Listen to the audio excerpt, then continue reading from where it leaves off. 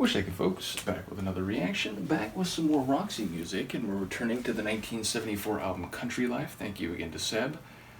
And the next track is Bittersweet, which is very straightforward. The idea of something having a flavor, whether that's more literal or figurative, that is both sweet and bitter, which is to say something that could be positive and enjoyable, but it is also bitter and tasteless or otherwise problematic. And I think it's often used, maybe even more than the literal context, as a figurative way to say that there's something which has the potential, or which was for at least a little while enjoyable, pleasurable, or otherwise positive, but is marred by, tainted by, or otherwise dragged down by some aspect of it that is less clearly positive, or indeed negative and distasteful. So yeah, I do wonder what might be bittersweet. Their songs tend to have either wide-ranging narratives or poetic or figurative meanings, sometimes, which I think function on multiple levels, and ultimately I'm still in the process of exploring their music, so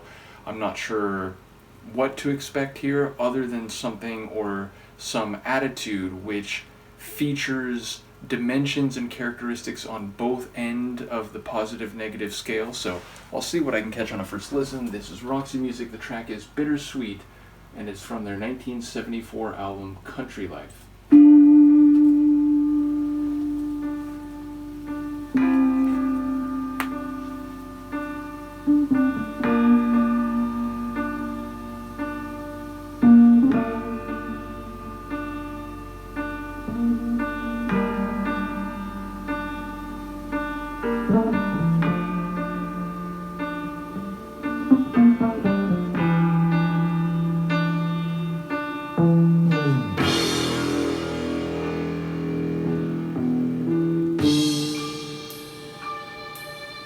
Well, this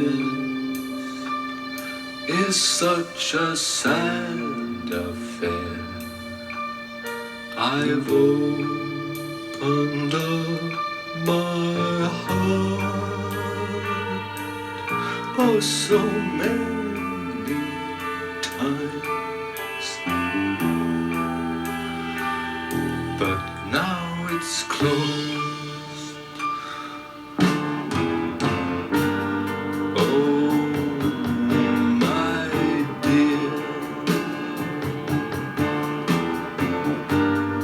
Every song to tear it brings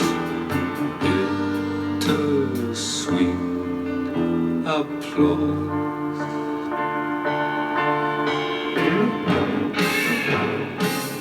But when the show's in full swing, everyone's in a riot.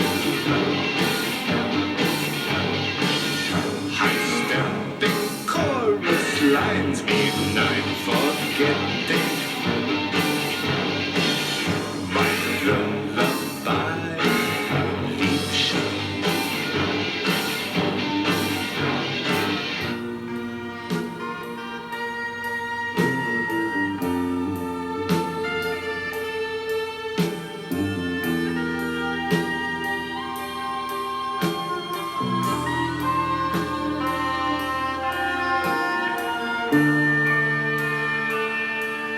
How rich in contrast love can be.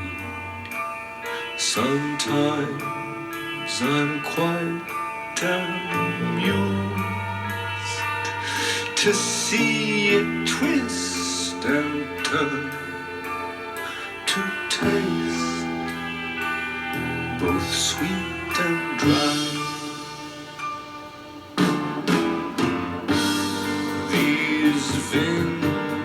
Vintage years,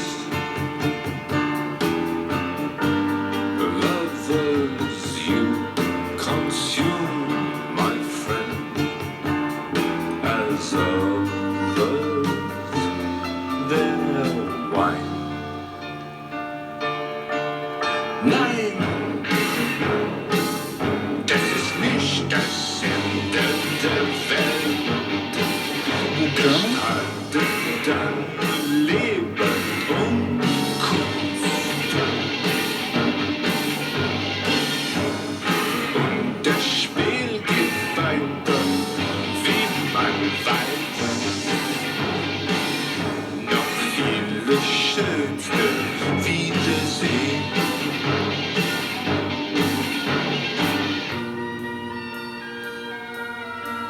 Those transitions.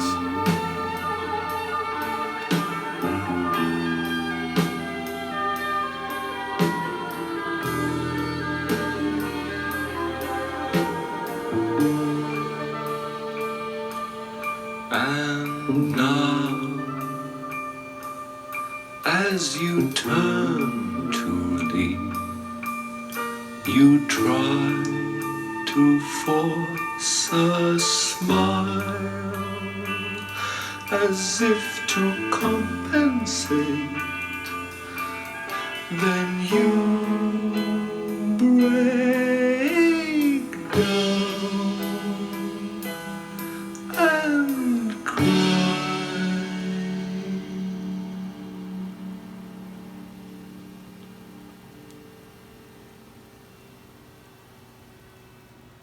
Wow. So, yes, a tune that was as dichotomous and two-faced as the phrase bittersweet, not two-faced as in being dishonest, but two-sided, I suppose, better. So we have a more consonant and sonorous arrangement of the track with, little piano lines, both fuller chords and lighter, like single note hits, as well as, I think the first time around, a saxophone, and then maybe an oboe the second time. Maybe it was a woodwind both times, but I thought the first really, sweet and warm melodic section or instrument following the first discordant section was a saxophone, and then the second time around it sounded like a woodwind, I think an oboe, maybe a clarinet, but either way, the discordant sections were a real surprise, certainly the first time, because there was this, almost like stomping intensity, and even the vocals got a bit more harsh and wicked sounding.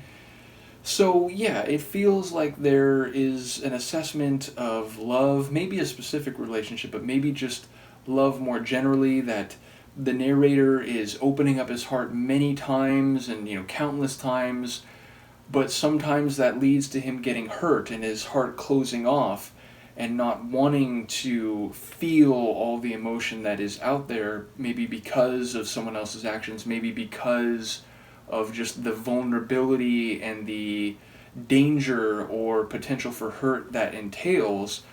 But yes, it sounds like someone who feels good, feels the sweetness, but then because of circumstances and maybe specific interpersonal relationship moments, feels the bitterness and closes off and feels very intense and edgy and sharp. So it feels like the sonics are an expression of the general themes I took away from the tune, which I think are embedded in the title itself, of course.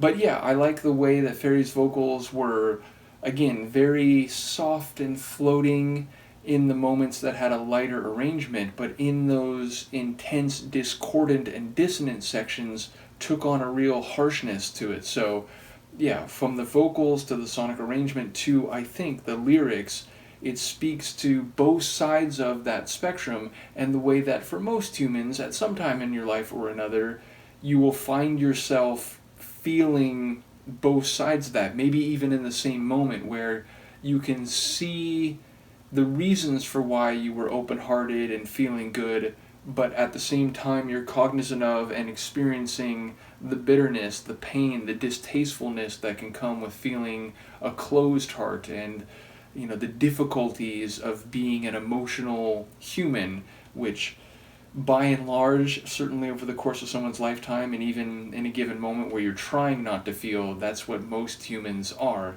emotional beings. So yes, a very a very fascinating tune in terms of the composition, and even if I'm missing some specific moments, like lyrically, it does sound like the general meaning of this one comes across pretty clearly and easily. So, yeah, another artsy type of tune, and one which, again, is, I wouldn't say more experimental, certainly within their context, meaning a lot of their tunes are just kind of this crazy, singular, no one else doing this type of feel.